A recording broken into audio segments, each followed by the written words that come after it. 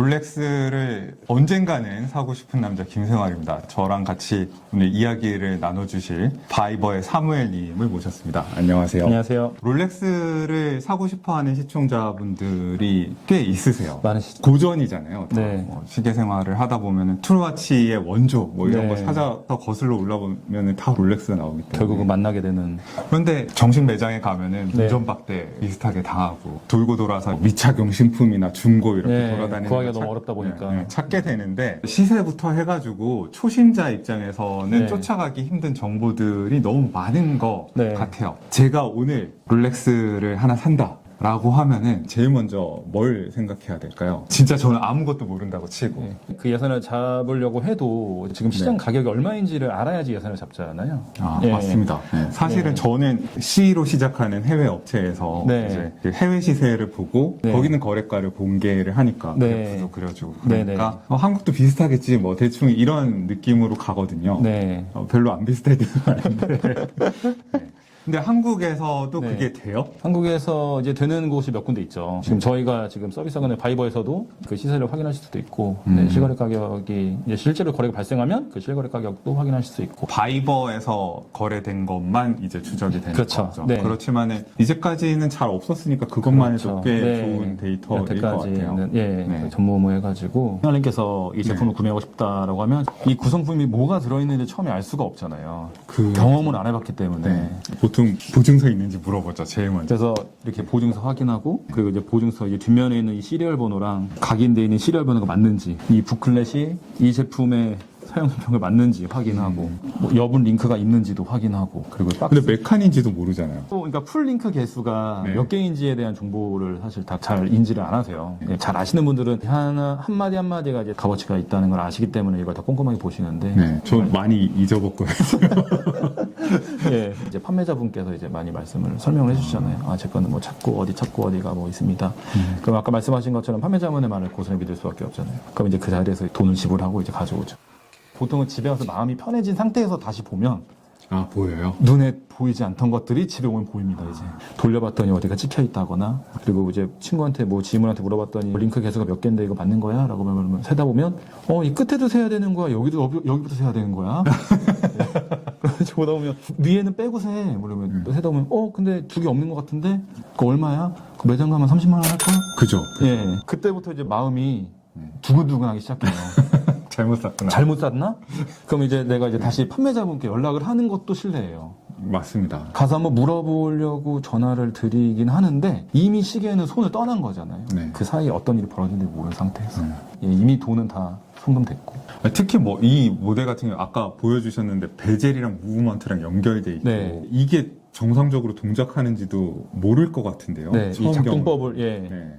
잘 모르시죠. 네. 그리고 대부분은 좀 이렇게 어려운 시계보다 뭐 단순한 시계를 한다고 하셔도 무엇보다도 이 내부 상태가 연식이 좀 된 제품은 내부 오버를 받았다고 해도 이 내부 상태가 어떤지 판단하시는 게 사실상 어렵죠. 그래서 이제 좀 찾더니 시계가 안 맞는다. 그래서 뭔가 한번 점검을 받았더니 오버홀이 필요합니다. 그러면 또 이제 100만 원 정도 되는 비용도 발생하기도 하고 예, 이런 여러 가지 문제가 있어서 개인 거래를 하시려면 많은 경험이 수반돼야 되지 않나라는 생각이 들고 있습니다.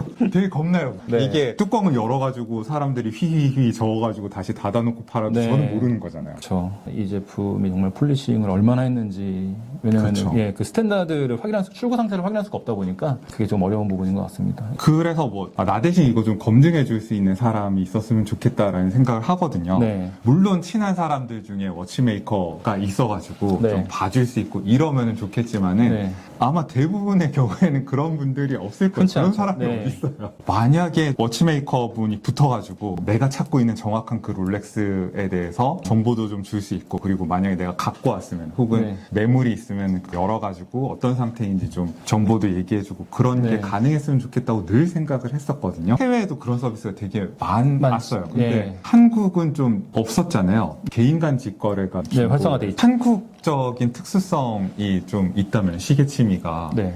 아는 사람이 많거나 커뮤니티를 굉장히 헤비하게 이용하고 있으면은 정보 같은 게 많이 나한테 오는데 네. 그게 아닌 경우에 네. 처음 들어가기가 굉장히 어렵다. 네, 이런 게 늘 어렵습니다. 있어서 시계가 네.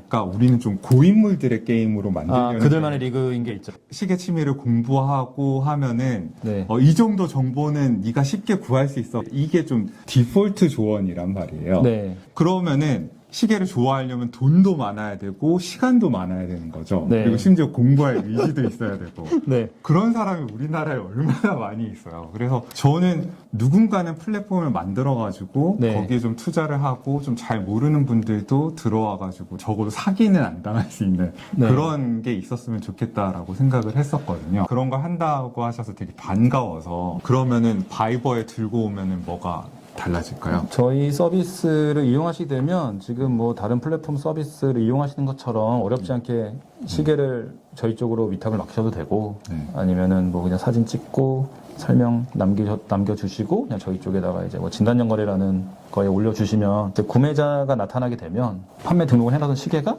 이제 저희 쪽으로 입고가 돼요.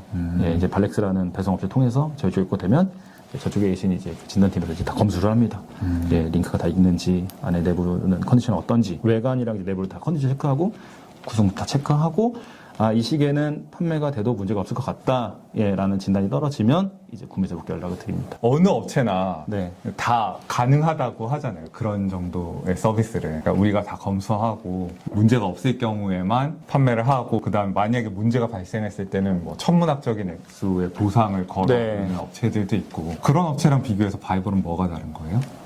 가장 어필할 부분은 이제 저희 구성하고 계신 멤버분들인 것 같아요. 아무래도 이제 저희는 이제 검수 인력도 이제 대부분 다 이제 브랜드에서 오랫동안 활동하시던 분들이고, 그리고 뭐 지메이커 분들도 오랫동안 다들 10년 이상 브랜드에서, 그리고 한 브랜드만 만진 분들을 메이커별로 뭐 롤렉스도 계시고, 뭐 오데어픽에서 있어 붙은 계시고, 리치몬트, 뭐 스와치그룹, 그리고 전문가분들이 이제 쓰시는 이제 어떤 장비들. 네. 예. 장비들이 좋다. 네, 왜냐면 이제 장비가 그 브랜드에서 쓰는 장비랑 네. 거의 그 수준의 장비를 저희가 다 구축을 했어요. 네. 네, 이제 다 스위스에서 공수해서. 근데 저희가 지금 현재 수수료가 없어요? 네. 왜 그렇게 그럼 뭘로 받아요? 이게 지금 시스템 많은데. 지금 이제 한시적인 이벤트이고요. 어떻게 보면 이제 저희 지금 마케팅 기간이라고 생각해 주시면 되겠습니다. 그래서 스테이 많죠. 그럼 왜 이걸 하는 거예요? 어떻게 보면 출혈이 발생하고 있는 건데 왜 그렇게까지 해가지고 이런 네. 거래를 활성화시키려고 하는 걸까요? 아무래도 조금 더 많은 분들이 시계 생활을 편하게 하셨으면 좋겠다는 취지가 가장 큰 것 같아요. 네. 아까 제가 말씀드렸던 네. 너무 고인물들의 네. 게임만은 아니었으면 예, 좋겠다. 어디 그 부분을 풀어주면 분명히, 왜냐면 시계에 관심이라는 게 결국은 우리의 그 어떤 인생 주기라는 게 있잖아요. 네네. 예, 주기가 이제 소득도 달라지고 그러다 보면 시계가 눈에 들어오게 되거든요. 맞습니다. 근데 그때 입문하기가 너무 어려운 것 같아요. 그래도 큰맘 먹고 언젠가는 나도 이제 뭐 차보고 싶다라고 하시는데 지금 현재는 뭐 매장에 가도 시계 차볼 수도 없고 어디다가 조언을 구할 수도 없고 그런 분들한테 조금 더 이제 쉽고 잘 알려드릴 수 있고 제대로 된 물건을 좀 구매하실 수 있고, 예, 그런 서비스를 제공하는 게. 유료 광고이기도 하지만 네. 좀 이런 플랫폼 같은 게 한국에서 좀 자리를 잡았으면 좋겠다라는 네. 생각이 늘 있었어요. 네. 그래서 응원하고 싶고 근데 롤렉스만 좋아하시지 않잖아요. 네. 시청자분들이 뭐 오데마 피게 롤렉스 다 굉장히 좀 고가 브랜드이기도 하고 네. 그래서 좀 접근 가능한 가격대의 브랜드라든가 아니면 네. 하이엔드라고 하더라도 좀 다양한 브랜드들을 바이버에서 했으면 좋겠다라고 생각하실 수도 있을 것 같은데 네. 확장 확장 계획 같은 것도 갖고 계세요? 네, 물론 확장 계획도 갖고 있고요. 그러니까 아직 시기는 미정이긴 한데 다른 더 접근 가능한 지금 밝힐 수 있는 거 없어요? 밝혀도 되나? 개인적으로 좋아하시는 브랜드들이 지금 준비 중에 있습니다. 개인 거래할 때 사실 너무 많은 요소를 다 체크하기가 어려워요. 결국은 내가 아무리 학습을 하고 텍스트로 보고 뭐 페이퍼로 공부를 한다고 한들 그 시계를 만져보지 않았으면은 느낄 수가 없는 부분들이잖아요. 네, 근데 그거를 이제 저희 쪽에 이제 많이 다들 해보셔서 뭐 스펙 정보 같은 거는 이제 저희 바이버 앱 들어오시면 다 확인하실 수 있고. 말로만 이렇게 네. 전달하는 것보다 과연 여기 오면은 뭐가 가능해지는지 이제 직접 보여드리는 게 좋을 것 같아서 저는 컬렉션 롤렉스가 아직 없습니다. 그래서 지인 시계를 갖고 왔어요. 이게 GMT 마스터 2인데 이것도 연식이 좀 있더라고요. 이게 개인 간 거래로 산다고 하면은 네. 좀 파악하기 힘든 그런 모델이고 뭐 정품 부품이 아닌 게 끼워져 있거나 이러면 모를 것 같거든요. 모르시죠. 네, 그래서 이걸 어떻게 판단을 해 주시는지 여러분들한테 직접 보여드리면 좋을 것 같다는 생각이. 폴리싱 한 게 잘하게 되면 요 면이 평평하고 각이 지는데 지금 반사빛을 보면 반사빛이 일정하지 않고 중간에가 온폭 들어갔어요. 요거는 폴리싱을 할 때 그 각을 제대로 못 살려서 표면이 울퉁불퉁하게 오히려 중간 부분, 그러니까 광내는 버프가 중간을 너무 많이 쳐가지고 안쪽만 오히려 외곽 쪽은 살아있는데 중간 부분이 살짝 안으로 들어간 것처럼 보이네요. 폴리싱을 하면 분명히 차이가 생겨요. 근데 아까랑 다르게 요거 같은 경우에는 면이 빛이 한 면에 일정하게 다 쓰잖아요. 딱 봐도 이건 평면이 이 빛 안에 깔끔하게 다 들어가는데 이런 것들도 평면이 깔끔하게 떨어지고 일직선 안에 평면이 있는데 폴리싱이 이거는 됐다고 하는 식인데 표면이 그 버프라고 해서 광을 내는 버프가 깨끗하지 못하면 광약이 좋지 못하면 이렇게 그 버프가 지나갔던 자기들이 선이 생겨요. 그 다음에 이게 둥글둥글한 거를 요 끝에 모서리가 빛이 투과되는 거는 그 부분이 둥글해져서 그런 거거든요. 둥그런 걸 어떻게 표현해야 될까? 모서리 부분에서 보면 빛이 살질 않고 모서리도 둥그레지거든요. 일정하지 못하고 여기도 보시면 빛이 중간에만 남죠. 네. 이렇게 넘어가면 그쪽이 온폭 패였다는 뜻이에요.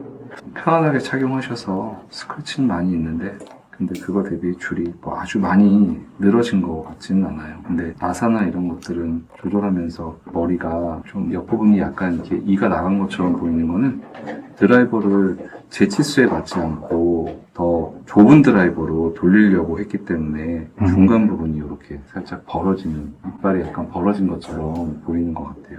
이게 일반적으로 볼 때는, 시계 볼 때는 잘 안 보이는데 이렇게 보시면 안쪽으로, 유리 안쪽으로 먼지를 제대로 케어하지 못하면 이렇게 잔 먼지들이 이렇게 많이 오버홀 하면서 바늘이나 이런 것도 스크래치를 많이 냈네요. 수리를 여러 번 받으셨거나, 사실 숙련도가 떨어지면 한 번만 해도 이렇게 여러 개의 스크래치가 생기는 경우들이 있어요. 저희 같은 경우에는 이제 롤렉스에서 그러니까 본사에서 진행하던 퀄리티랑 동일한 수준으로 계속 작업을 해왔기 때문에 외부에서 많은 개수를 빠르게 처리해야 되는 일을 오래 하셨던 분들이 컨트롤하는 것보다는 더 디테일하고 더 정확하게 컨트롤할 수 있는 것 같아요. 좋습니다. 지금 상태나 이런 게 좋지는 않는데요. 네. 사실 저희가 쓰고 있는 장비나 저희랑 같이 일하고 있는 폴리셔들이 하면 이 각이나 약간의 그냥 모양이 쉐입이 변한 것들은 잡을 수 있을 것 같아요. 여기 시리얼 넘버 새겨진 것도 예전 시기, 그러니까 이런 오래된 시기 같은 경우에는 피단이면 한 2000년도, 2001년도 요 정도거든요. 보이시죠? 그러니까 공업 때쯤 나왔던 시기고, 숫자를 바꿔서 보증서가 없는 시기에는 보증서를 맞추느냐고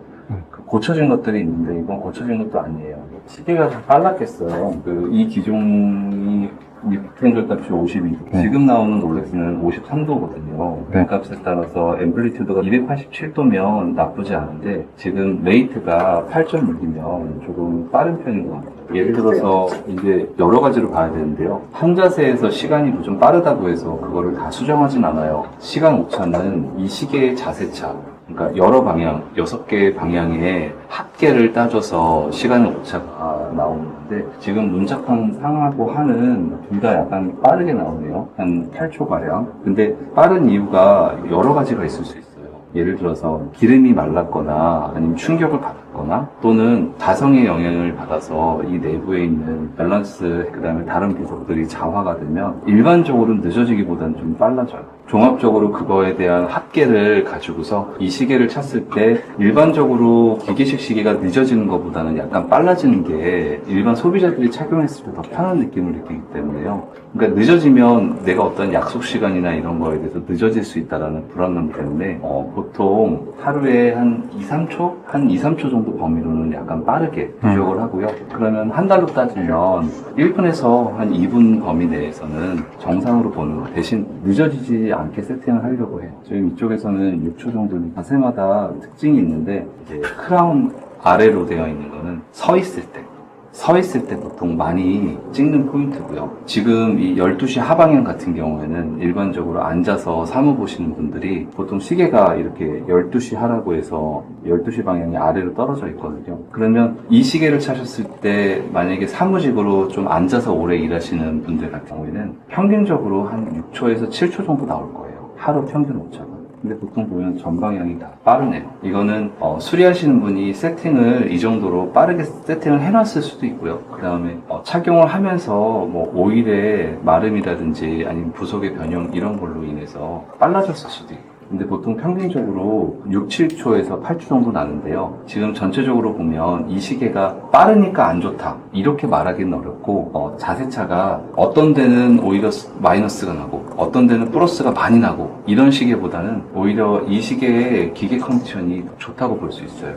그러니까 한마디로 제일 큰 것과 제일 작은 거의 격차가 좁은 시계가 그 시계 내부가 더 좋은 거다라고 말할 수 있다. 근데 보통 보면은 아까 전 방향에서 보통 7초, 6초에서 한 8초 정도 사이로 약간 빠르게 나오는 거는 밸런스의 무게중심을 이동함으로 인해서 밑으로 낮출 수 있어요. 그래서 저희 같은 경우에는 이 시계가 풀 와인딩 상태에서 한 2초에서 3초 정도 빠른 정도, 그 다음에 자세차에 따라서 마이너스 1이나 2까지는 내려가지만 평균적으로 오차가 일정하게 나오도록 유지하려고 노력을 해요. 좋습니다. 시간 상태는 약간 빠르게 나왔는데 이럴 경우에 저희가 1차적으로 저 뒤쪽에 보시면 이제 자성을 제거를 먼저 해봐요. 사실 자성이 먹었는지를 체크하는 기계가 저희한테 따로 있는데 저거를 한번 먼저 볼게요. 이번에 저희가 이 장비 도입을 하면서 지금 저 같은 경우에는 롤렉스에서도 이런 자성 체크기를 쓰지는 않았었거든요. 일반적으로 자성을 제거한다고 해서 시계가 안 좋아지는 건 따로 없기 때문에 네. 그 자성을 먼저 제거를 해도 크게 문제되지는 않아요. 고주파 탈착이라고 해서 이게 지금 현재 나와 있는 기계 중에서는 가장 최신 기계이고 이런 식으로 하면 이제 자기를 고주파로 빼서 자석이 제거가 된 건데 아까 체크해보니까 자기가 많지는 않았어요. 그러면 지금 이 상태를 기준으로 해서 저희가 밸런스 조절을 통해서 이제 자기가 없는 상태로 제대로 된 컨디션을 맞출 수가 있어요.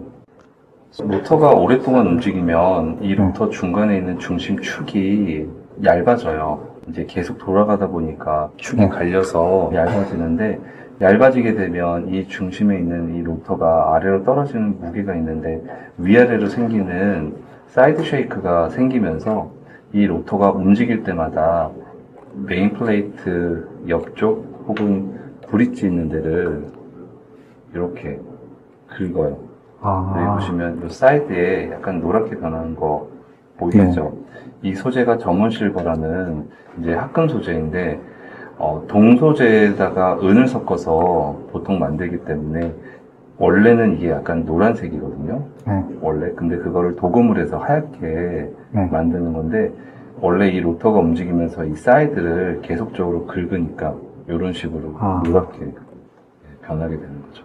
이 로터는 오버홀 하거나 수리를 해서 이런 유격이 있는 로터는 재사용하지 않고 중심축을 교체해서 다시 원래 상태로 돌리는데 이거 같은 경우에는 외부에서 수리하면서 중심이 X를 교체하지 않음으로 인해서 계속적으로 닳다 보니까 여기가 이렇게 긁히게 된 것 같아요. 아까 말씀드렸던 로터는 저기 사진에 잘 안 보이실 수 있는데 기름때가 이쪽으로 검게 묻어가지고요. 지금 이 시계는 현재 롤렉스에서 사용하지 않고 있는 그 오래된 기름을 썼어요. 오버홀을 언제 받으셨는지는 정확하게 모르겠는데 지금 이 기름이 사실 굳는다고 하기엔 좀 그렇지만 변형이 좀 빨리 생겨서 예전에 아주 오래전에는 롤렉스에서도 쓰던 D5라는 범용 기름인데 지금 여기가 약간 노란 빛이 보이잖아요. 네. 지금 롤렉스에서는 이 기름이 아니라 HP 1300이라는 신형 기름을 쓰거든요. 근데 이거 같은 경우에는 기름을 지금 사용하지 않는 오래된 기름을 썼네요. 그 밖에서 외부에서 수리하시는 분들은 그 오일이 비싸고 오일 수급이 어렵기 때문에 지금 기름 색깔이 아까 그 노란색 기름이 원래 이렇게 빨간색 기름으로 변했거든요. 근데 그 규정되어 있는 오일을 써야 파트를 오래 쓰거나 시계를 오래 사용을 하면서도 그 파트가 손상되지 않고 오랫동안 유지되는 장점이 있는데 그 오일을 오래된 오일 또는 규정되어 있지 않은 오일을 쓰게 되면 저렇게 축이 좀 빨리 손상되거나 상할 수 있어요. 지금 이 시계 같은 경우에는 오래됐고 오버홀을 다른 데서 받았었을 거라고 예상하기 때문에 이렇게 오픈을 했는데요. 새 시계이거나 상태가 좋은 시계들은 전적으로 모두 다 오픈하는 건 아니에요. 하지만 이 시계에 대해서 바이버에서 보증을 해드리려면 이 시계의 컨디션이 완벽하게 유지가 되어 있어야지만 저희도 보증을 해드릴 수 있기 때문에 구매자 입장에서는 그냥 속이 어떤지도 모르고 멍이 들었는지 헤어스프링이 한쪽으로 촥 치우쳤는지 확인도 못하고 그냥 구매하는 것보다는 훨씬 더 안정감을 느끼실 것 같아서요.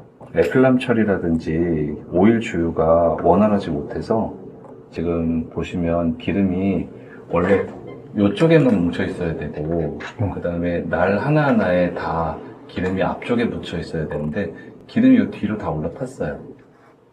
그러면 원래 기름 주는 거는 이쪽에다 준 거거든요. 그 이스케이먼트 휠 날개에다가 기름을 주는 건데 그 기름을 제대로 주지 못하거나 아니면 애플람이라는 전처리를 제대로 하지 못하면 저렇게 기름이 쓸모없는 자리에 그냥 다 뭉쳐버리는 거죠. 여기 보이시죠? 이런 부분에 기름이 뒤쪽으로 뭉쳐버리면 이 기름은 시간이 지나서 이 앞부분은 다 마른 거랑 다름이 없는 거죠. 저 부분에 오랫동안 기름이 유지돼야 되는데 그게 되질 않아요. 그러면 이 시계는 오버홀을 받아서 5년, 10년 동안 오버홀 없이 유지가 돼야 되는데 그걸 하지 못하는 거죠. 사실 저기 보면은 기름을 친 지가 그렇게 오래돼 보이지 않아요. 아니면 기름을 칠 때 너무 많이 줬거나요. 기름은 적당한 범위 내에서 정확한 자리에 줘야 하는데 기름을 너무 많이 주는 것도 문제고요. 기름을 그 전처리를 제대로 못해서 저렇게 넘어가는 것도 문제인 것 같아요. 근데 이 시계는 사실 저희한테 와서 저희를 통해 거래가 진행돼서 오버홀이 된다면 저 부분은 언제든지 원상복귀할 수 있는 부분이어서 크게 문제가 되는 부분이라고 생각하지 않고요. 회복 가능한 정도이고 내부 상태나 이런 것들이 크게 이 시계를 뭐 험하게 차셨거나 문제가 되는 범위라고 보이진 않고 사실 이게 중요한 게 뭐냐면 안쪽은 손님들이 열어보거나 케어할 수 없잖아요. 고객님들이 시계를 착용하면서 생기는 문제보다는 수리를 좀 더 뭐 저렴한 거를 원하시거나 아니면 좀 빨리 받고 싶거나 만약에 쉽게 받고 싶거나 검증되지 않은 곳에서 수리를 해서 생기는 문제가 더 많더라고요. 지금도 이분이 이제 방수액을 이쪽으로 칠해놓긴 하셨는데 방수액이 안쪽으로 너무 많이 넘어갔어요. 그러니까 기름을 너무 많이 주신 거죠. 그래서 이쪽으로 다 옮겨 붙었는데 방수액도 그렇고 오일도 그렇고 이쪽에도 먼지 케어를 제대로 못 하셔서 방수액이다.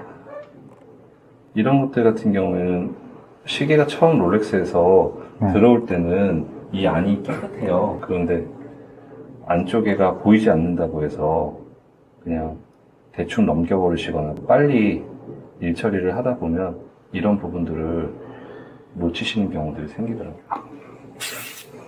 진단에 이렇게 의뢰를 드릴 때는 굉장히 자신이 있었어요. 지인이 굉장히 시계 잘 아는 친구거든요. 아는 워치메이커 분들도 많고 그래가지고 이 시계는 전혀 문제가 없을 거다라고 생각을 하고 갖고 왔는데 의외로 많은 것들을 발견해 주셔서 역시 바이버가 자랑하는 바이버랩스의 수준이 굉장히 높구나라는 것도 느낄 수 있었습니다. 좋은 중고 매물과 안 좋은 중고 매물을 구분하는 수준이 우리는 그냥 좀 무브먼트가 정확하고 케이스가 깨끗하면은 좋은 거다 이렇게 생각하는데 그 수준이 아니라 케이스가 깨끗한 걸 넘어서 각이 얼마나 잘 살아있는지, 폴리시를 얼마나 매끈하게 전체적으로 잘했는지 뭐 이런 걸 본다든지, 무브먼트 같은 경우에도 기름을 제대로 된 걸 썼는지, 부품 같은 것들의 설치가 제대로 되어 있는지 이런 것까지 굉장히 꼼꼼하게 보시더라고요. 그래서 바이버에서 뭔가 롤렉스를 사게 된다면은 믿을 수 있겠다라는 생각이 들었습니다. 자, 오늘 영상 끝내기 전에 여러분들한테 이벤트를 소개를 해 드려야 됩니다. 두 가지가 있는데요. 첫 번째는 생활인의 시계 시청자분들을 위해서 바이버에